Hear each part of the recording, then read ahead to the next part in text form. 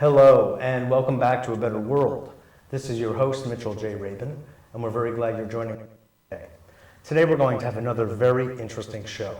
We have with us the author of this book, Pedagogy of the Earth, Dr. Rashmi Mayur, who is an environmental scientists of the world, a consultant to the UN and to over 15 different countries worldwide. He specializes in dealing with the issues of the third world, as they are commonly known as, and much of the deprivation and difficulties that they are facing in a world that is, in many respects, very modern and in others, very primitive. We're pleased to have Rashmi on the show with us today to speak about his vast experience in the field. He has traveled the world. He's been to 84 countries on behalf of the United Nations. He is the founder of the International Institute for Sustainable Future, and we're very glad to have him with us today to speak about this most pertinent subject, one that is very dear to my heart, as you all know, something that we talk about on A Better World, and without discussion of which, well, we won't really have much of a better world. So on that note, Rashmi, thank you so much for being on the show. Thank you, my friend. I'm happy to be here with you. Good. On this beautiful day. Yes, indeed it is. You have such worldly experience. You have been from the academic world of a scientist, having gone to Yale, Harvard, NYU as an environmental scientist, to now being actually in the field, working closely with governments and with people. When you survey what your experiences have been, what do you come back with? What is your main sense, like with your finger on the pulse, of what's going on worldwide today? Well, the question you are asking, Mitchell, is a very complex question in terms of the sense. There are many senses I get about the state of the planet. It's been reflected in many great writings of the world. And as you probably know, that the first Earth Summit was held in Rio de Janeiro in 1992. Mm-hmm. It was over on the 14th of June. During that year, I worked as an advisor to the United Nations. We had 35,000 people in Rio. And when we left, we felt that the Earth was now going to move in the right direction. And we left this good Earth. Better Earth comes later, but first we need a good Earth for the humanity for a long time to come. There was a sense of power that got generated from this great gathering. At least in me. I thought that I'm going to change the whole world. I mean, I went crazy on that day. I know that you're trying. And God bless you. 10 years have passed, and now we are going to have at the end of August to September, we're going to have another Earth Summit doing the evaluation of what happened during the last 10 years. And then we are... That is for Johannesburg. Johannesburg. And then we want to see that within the next 10 years, that is by 2012, we hope, at least if not the better, this Earth will move towards being a good Earth for all human beings. So what is your sense from between Rio and now?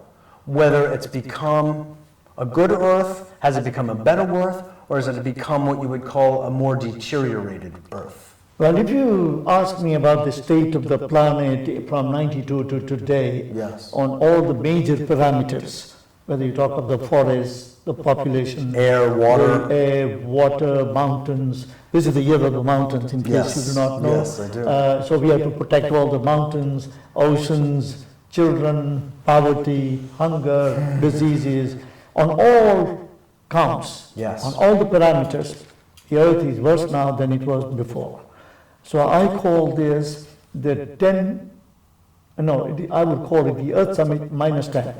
We have reached the -10 level, and some of the devastations have gone far beyond any control. For example, during the 90s, we have experienced more heat on the planet than ever before, which means that what we have been forecasting, that this Earth is getting warmer, the climate change is working, that temperatures are rising, it is all real. The days that you have experienced the winter this year in this country was probably the hottest winter that you have experienced in the United States. This is just one example I want to give you. Yes. The other example I want to give you is that in the 10 years, we have added close to about 800 million people on the planet. And if you look at the plight of the people who are added, say the 800 million, I would say about 650 million of them are in wretched poverty. They are in wretchedness. So that's negative point. Then of course you can go into other things, whether you're talking about the biodiversity, or you're talking about the state of the oceans, or you are talking about the diseases. I think we are in a very desperate situation now than we were 10 years ago. That is devastating to hear. Now, relative to population growth, Rashmi, where is the greatest concentration of that growth? We added in the year 2001 close to about 80 million people. 91% of them increased in poor countries. So you can imagine 91%. So you could have this large number of poor people are now reached, the numbers have reached such a level that the earth in that part of the world is totally saturated. There is no room, there are no resources, there is no food, energy, water. And so we are driving the planet to more and more poverty for which we have no answer. Number one, because we don't have so many resources. On the other hand, we do not have room for people anywhere. Take, for example, Bangladesh, 150 million people, growing at the rate of 2.5 to 2.6% a year. The Bangladesh is as big as your Wisconsin here. The Wisconsin population is 14 million. Bangladesh, 150 million. The difference tells you that we are in a desperate situation, and overall, there is another problem, and that is, as the resources are shrinking on the planet, the water is shrinking. Even in this country now, in some counties of New Jersey, they put the water restriction because the levels have gone down to hardly 60%. Probably you know it. Now they're putting restrictions on water. But this is a global situation. Yes, indeed. You see, global, and it's getting worse. So, and of course, the more the planet heats up, I mean, what you're talking about is the hydrologic cycle. Yes. That the more the planet heats up, the less water there is for drinking and for just ordinary humidity. I don't think that is the problem here. The natural cycles, the hydrological cycles are disrupted. Well, so yes. what happens is, take for example India. Yeah. Now India has 1 billion people. 2001, India added 20 million people.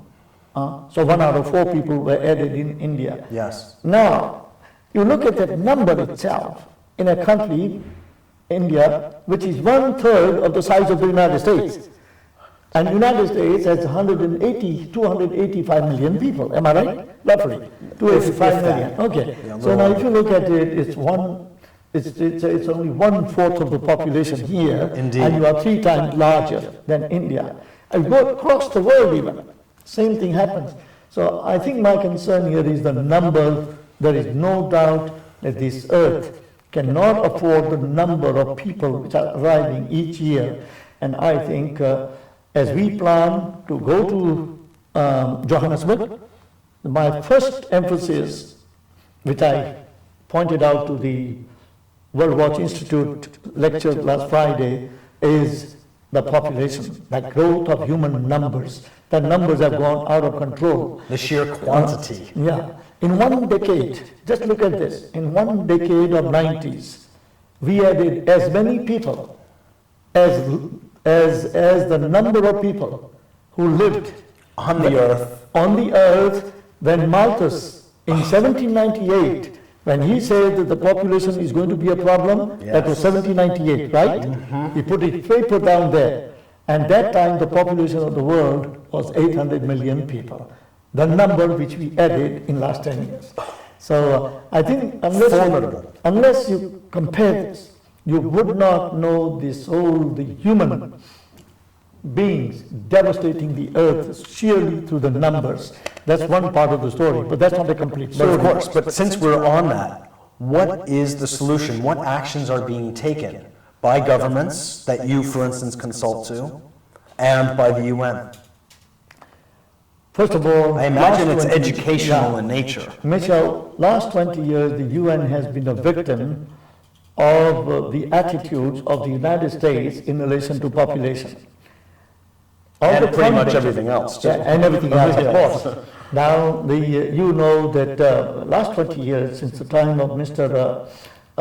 Reagan, much of the great funding that was available for reducing population is going down and down and down, whatever the reasons. Yes. Now, I must tell you, whether people like it or not, your listeners may have another opinion.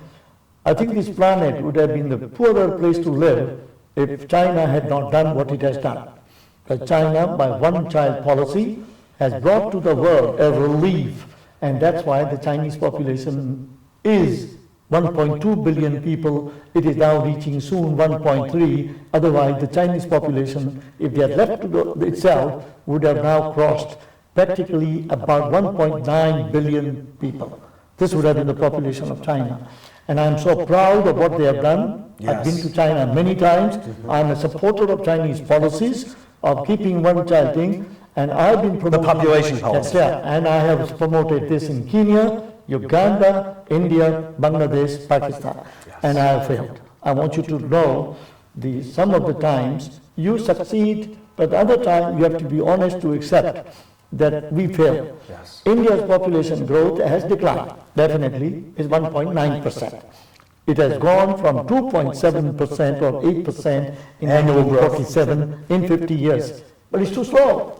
We have to bring it down to only the one child per family in India in order to stop its death, because the number is going to brutalize the whole planet. This is one factor that has to be controlled. Indeed. Is it the government that is acting as the hindrance, or is it basically the lack of cooperation of the people themselves? I think one is the ignorance of the people. Number two, the governments either have neglected or they don't care, and the governments have not taken up this issue as a fundamental issue. Yes. And sometimes there are governments which are for the religious reasons, they refuse to accept the fact that you have to control population. But you see, let us not go on harping on only the one problem for the barbarism of the humans. The humans have a second type of barbarism, and that is the consumption. If you don't compare that, then you are doing a total injustice to the people of the South. Because you say, who is destroying the earth? Oh, these people from the South, developing countries. That is not true. I want that to be corrected, because we have to have a balance of understanding, and that is where we get knowledge. For every child that is born in America, equal to 60 children born in Peru or Bangladesh.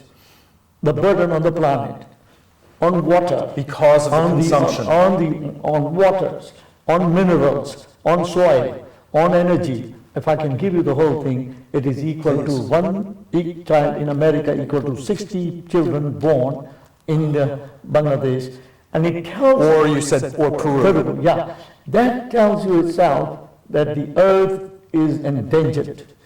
The earth has become besieged by human beings, because as you add more and more prosperity, the people want to consume more and more and more.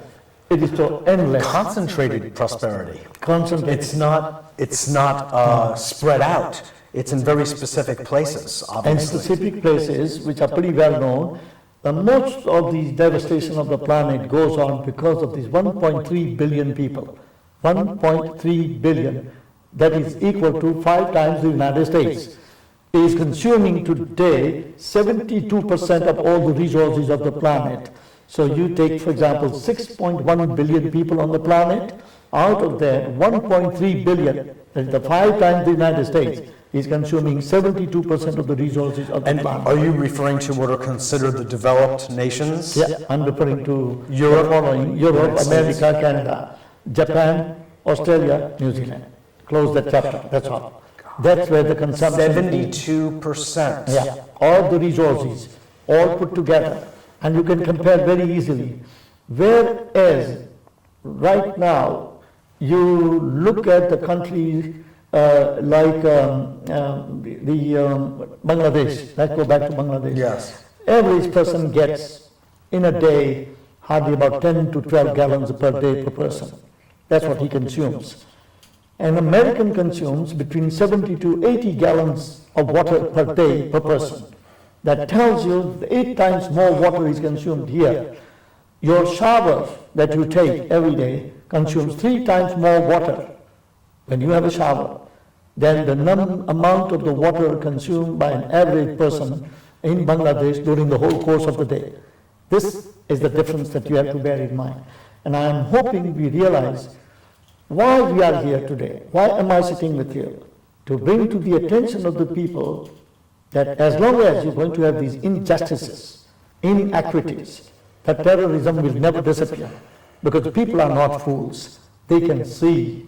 And the television brings these pictures to the whole planet. Exactly. You see, you'll be surprised to know that when the thing happened to WTC and Pentagon, September 11, it was watched within 5 days by 3 billion people of the planet.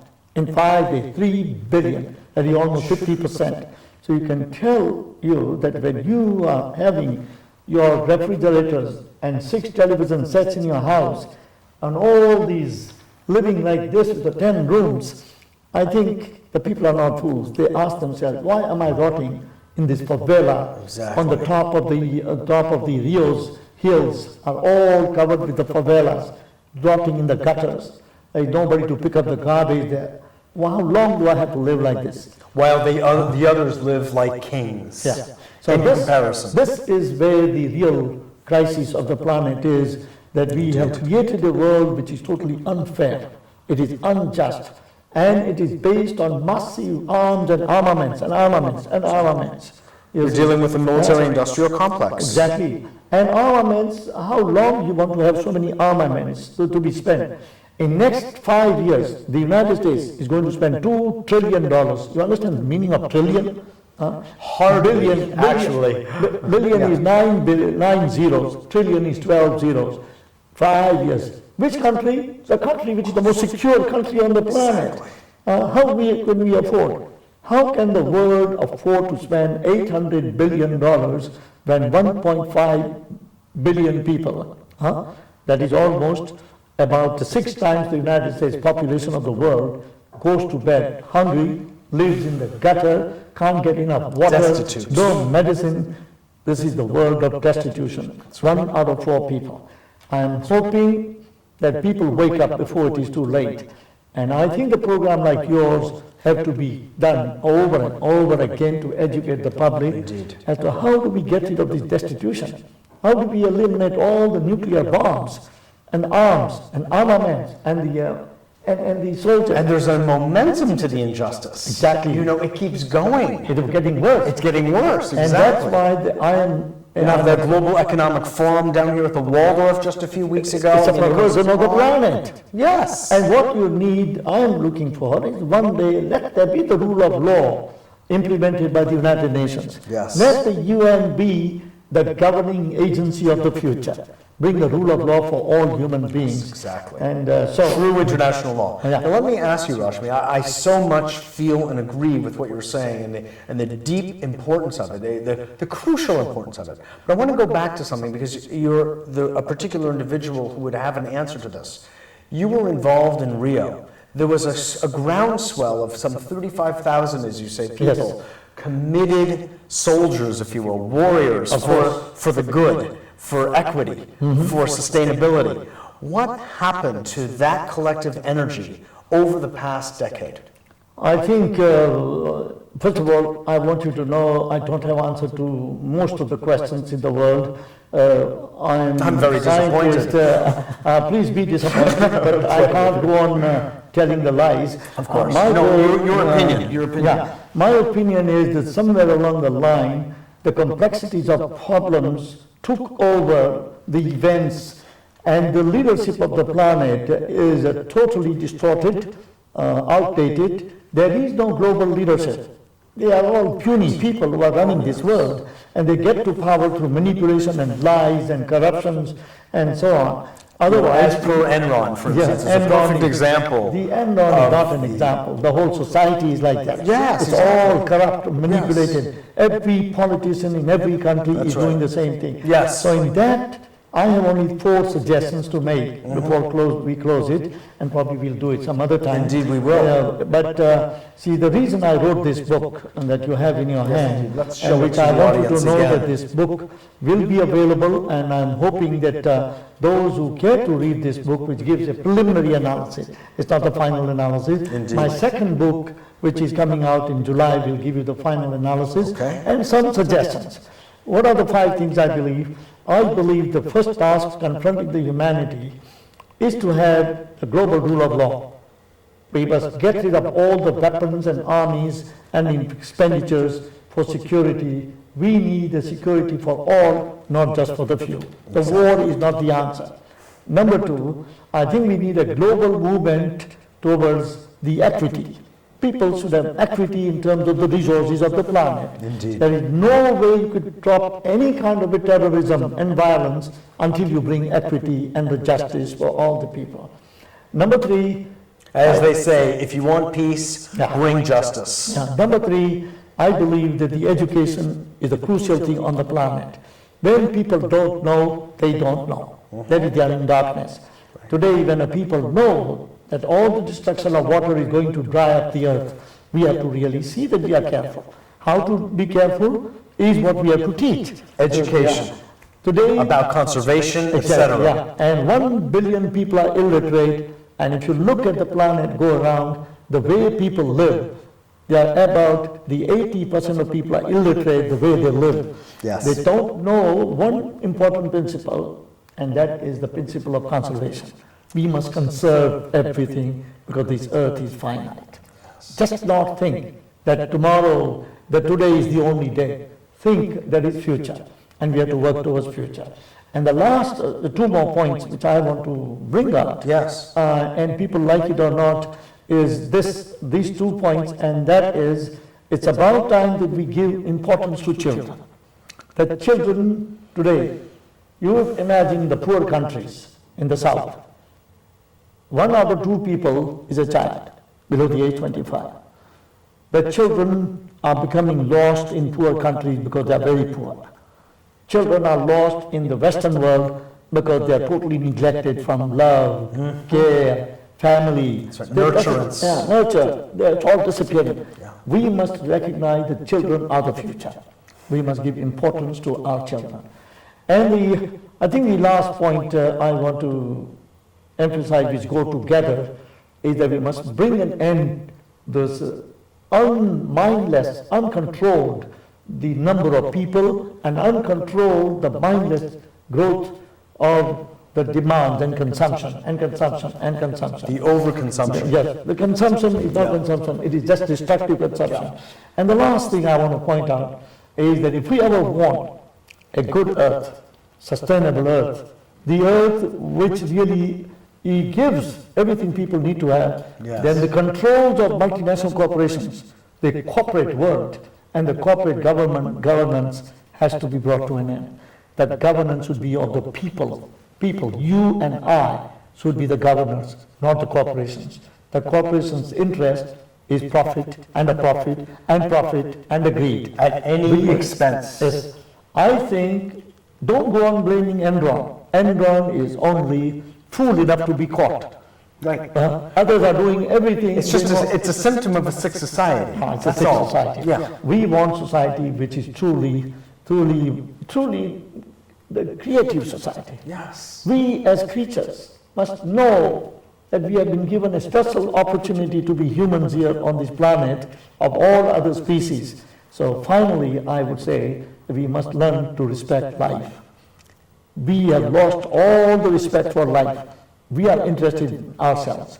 The day we have respect for life, I tell you that tomorrow will come to us like a new morning.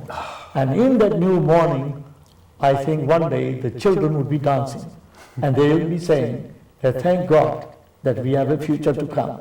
And we'll have a future not only for us, but our children and their children and their children. Because future in the end is what counts. All other things are nothing but the waste. Because the past is nothing but the dead. So I want to thank you for inviting me. For me, it was a great pleasure to share my concerns.